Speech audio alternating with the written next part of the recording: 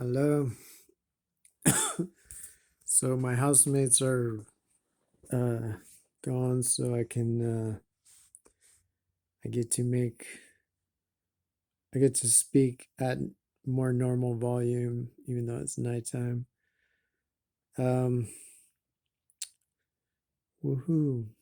All right. So I guess I'll talk about I think I've made a video basically to this effect, but its its relevance is constant.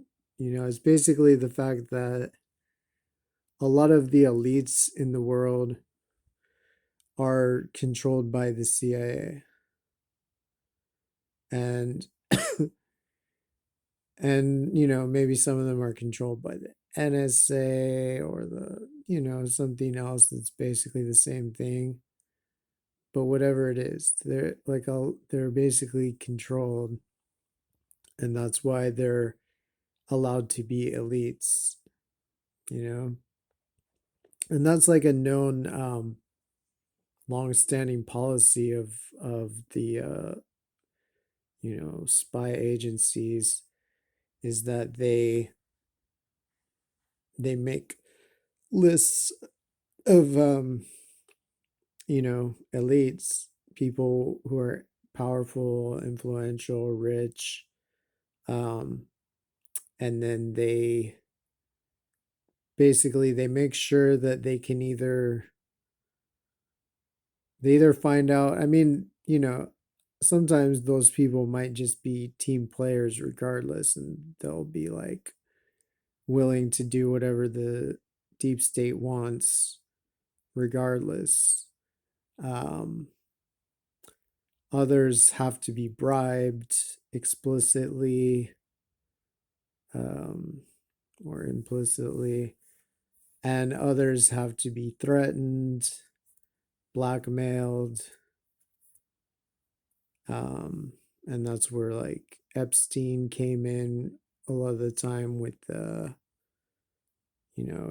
his major operations were generally about blackmailing people, blackmailing elites, to basically get control of them as assets for the intelligence agencies that he served, which seem to have been primarily the CIA, NSA, um, MI6, and Israeli military intelligence, and also potentially ties to KGB or FSB or whatever, like the Russian intelligence. Because it may all basically be the same up at the top. Maybe it always was, or maybe just since the fall of the Soviets. But I think for a long time, no, I think even under the Soviets, the like the Rothschilds and Ghislaine's dad were involved in basically they were basically spies on behalf of Russia and the UK and Israel and the US. So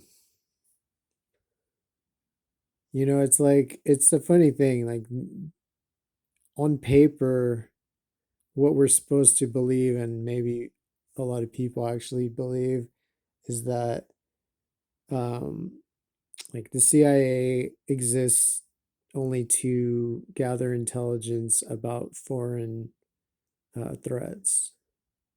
That's like their mandate. They're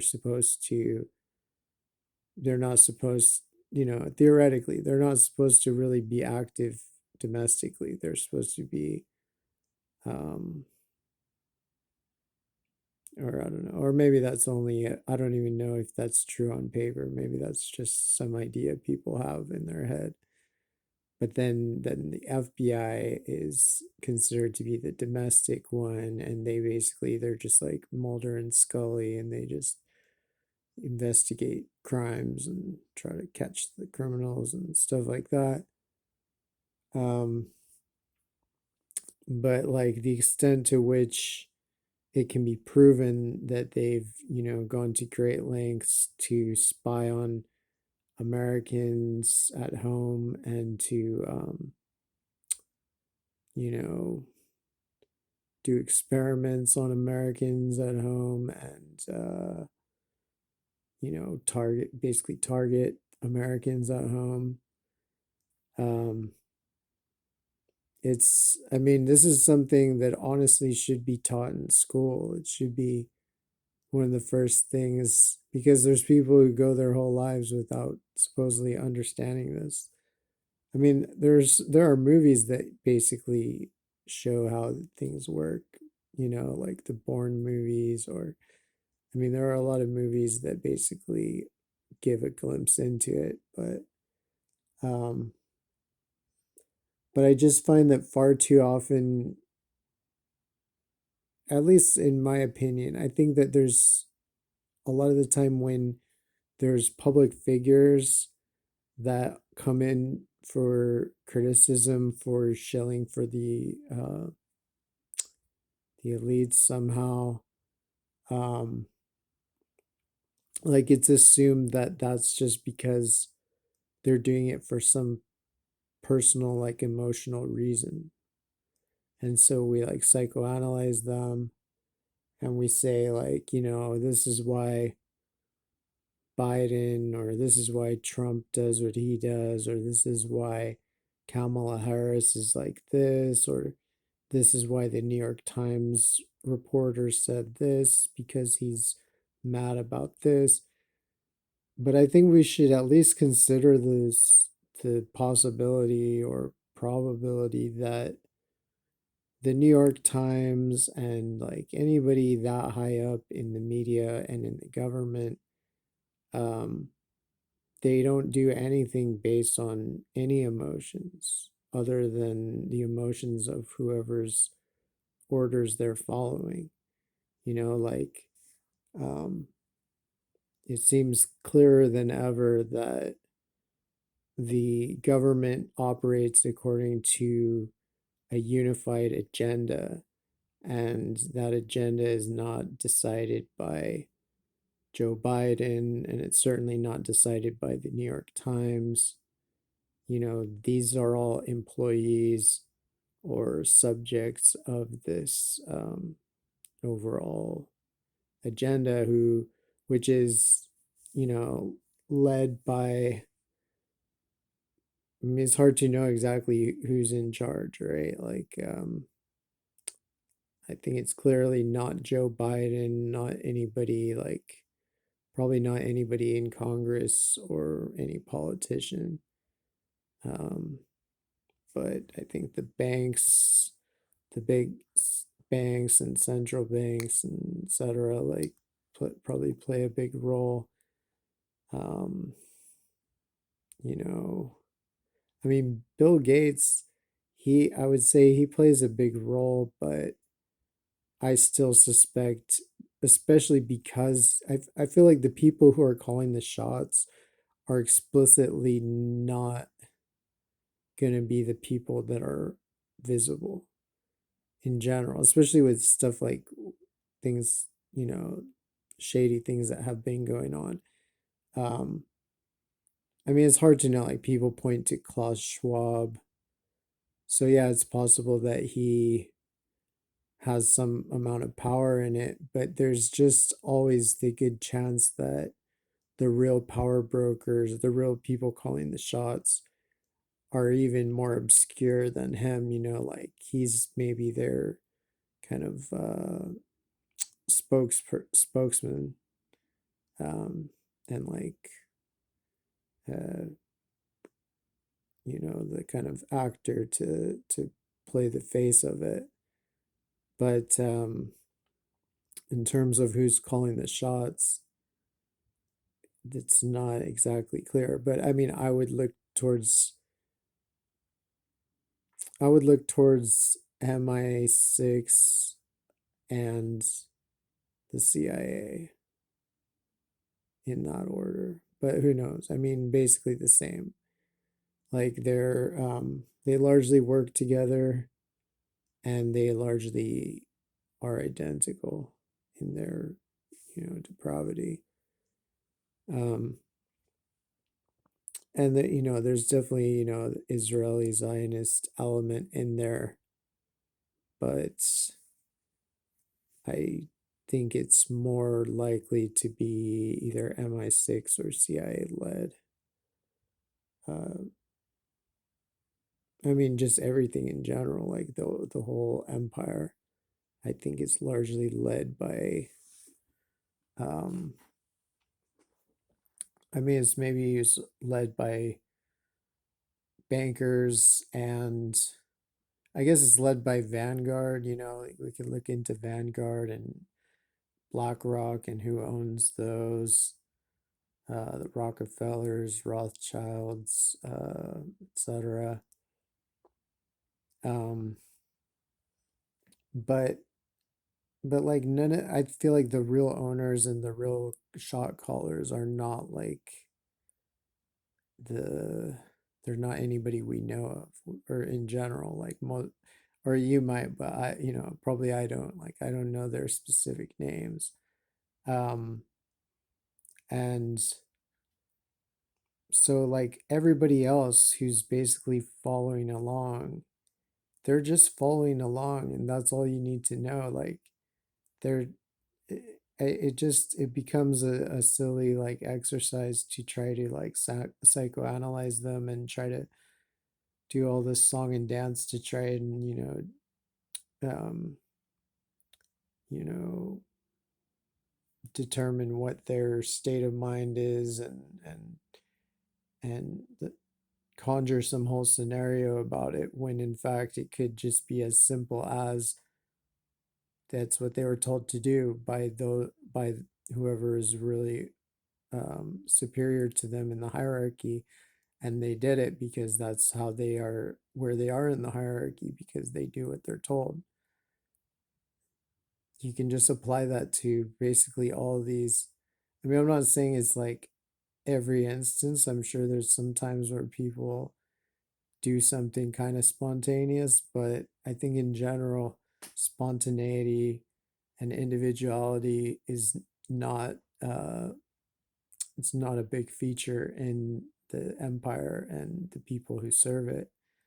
Um, it's people who have learned to say yes to the empire regardless, and that's why the empire gives them the whatever position they have, or allows them to have whatever position they have. Um, so yeah, I think this goes for like the media, politicians, celebrities, celebrities who toe the line. It's like you don't have to psychoanalyze people. I mean, it's awesome if there's some people who are relatively prominent who stand up against it, stand for the people. Like that's great, and everything, but like there's no reason to like wonder why others don't, because that's why they are even prominent people anyway. They're allowed to be prominent because they didn't stand against, they basically towed the line for the system overall, and so in this case, or in any case, they're going to do that. And especially when the system really demands that they do.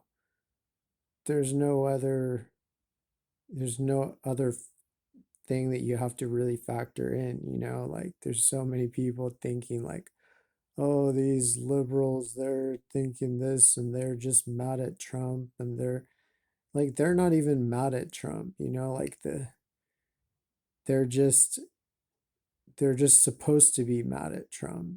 As there's some of them, at least on the Democratic side, that's their role. That's what their job is to do. They're actors, like they're pretty much anybody who serves the empire and is a public figure, whether they're explicitly an actor, like, in Hollywood, a lot of them are shills, or they're not. Maybe they're a politician, maybe they're a singer. They're all actors because they all have to toe the line and repeat lies and pretend it's truth. Um, Whereas the real people calling the shots, they are out of the way, so they don't have to act. Um, so like yeah, I mean, I think like people think, well, and on some level, you can, I can respect, I can have a little more respect for people who are scared to talk about something that basically is totally verboten, like taboo, that the elites don't allow them to talk about, um, because they know that they will be destroyed if they do. Like, I can have some sympathy for that. It's more that when they actually become henchmen for the elites and they, help them to do something nefarious, that I find it much more unforgivable. Um, and but yeah, like I just think of it as, I guess I've always kind of had this mindset that like anybody who's elite, like in society, anybody who's like a billionaire or like or is elected to Congress or uh, you know, prominent media person, anybody who's really prominent, even like maybe a leading actors, producers and stuff. Um, but especially in politics and the media, like I kind of think like they're um co-opted by the CIA, they're co-opted by the system until proven otherwise. Because like I know the history of it, and not ancient history, but like basically the ongoing history of, I mean, they certainly did with Reagan. The CIA and the FBI both recruited him, and they used him. He was like an informer for like the McCarthy. Uh, I don't know if it was directly for the McCarthy hearings or just in general, like targeting communists and targeting socialists, like like he basically helped write and expand the blacklist for Hollywood. He knew like, or he claimed to know like which actors and directors and stuff were socialists or communists or had communist sympathies or whatever it was, and he got them all fired and blacklisted. And in exchange, like the FBI, it was either the CIA or the FBI or both, basically promised him uh, a shining future in politics. And they basically secured for him the governorship and the presidency. And so it's like this is how they choose people to be, just like they do in in other countries. They groom people to be a prime minister of like Mexico or someplace probably. And so, but they do the same here, and they groom. It's just like um, it's just, like I say, it doesn't mean every last one is exactly the same. There are some people who have some degree of power because either the elites weren't able to stop them or just somehow, um, but they might be, or maybe because they had so much actual power that the elites could only trim them down so much. Like, so it's just, yeah, it's just almost a given that, and not everybody even has to answer directly to the CIA or to the other, deep state elites or global elites.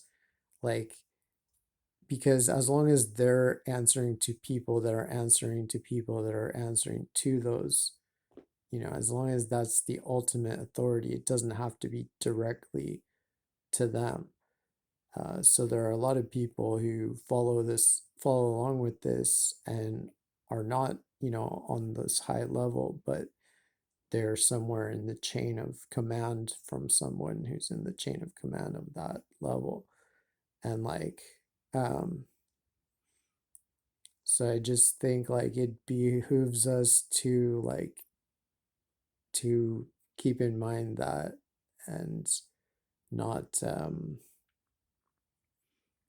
basically, and that's another reason why you shouldn't really trust what any of what the elites say about anything really. I mean, there's times when they do tell the truth, but often if they are telling the truth, you can figure that out by, like independently verifying it or comparing it or whatever. Um, but it's a good reason not to take it for granted that people are who they say they are and that they're telling you the truth about anything, especially when they're in a position of power, be it like political or economic or anything like that. So, yeah, I guess I'll just wrap up my TED talk here. Um, what else should I talk about? I mean, everything I want to be talking about, I kind of, or everything else I want to be, a lot of what I want to be talking about, I can't talk about. And because, I have 2 strikes for quote unquote medical misinformation, um, which was basically for, anyway, bullshit charge. But so if I say anything that's unorthodox about, or that's, and unapproved medically, then they delete me forever. I'm banned off of YouTube. Um, and I was thinking feels a little bit. I'm also banned off Facebook for this month, but I was thinking it feels. I mean, it doesn't feel. It's obviously much milder version, but it's not unrelated, or it's not. It's. I was just thinking it's similar conceptually to the uh, Dr. Fauci removing or the NIH funding or whatever that funded program that removed the vocal cords uh, of beagles or some kind of dogs, and because so that the researchers wouldn't have to hear them uh, yelping and barking in pain as they're being tortured or whatever. And I was thinking that's kind of like what's being done to us and what's being done to me. Like they're like torturing us with all the bullshit and all the vilification and persecution. And then they're cutting off our vocal cords so we can't, they're censoring us off of everything, and they're, off print media, TV media, internet media, you know. So like they're basically like cutting our vocal cords so they don't even, while they're torturing us, they don't even have to hear us yelping in pain and like, protesting. So that's kind of same, like the same people that could do one could do the other, but a lot of us could never contemplate doing either one to a living being. So anyway, hopefully they're not going to somehow call whatever I just said medical misinformation and delete me out of here. But Anyway, take care, everyone. Solidarity and yeah, peace.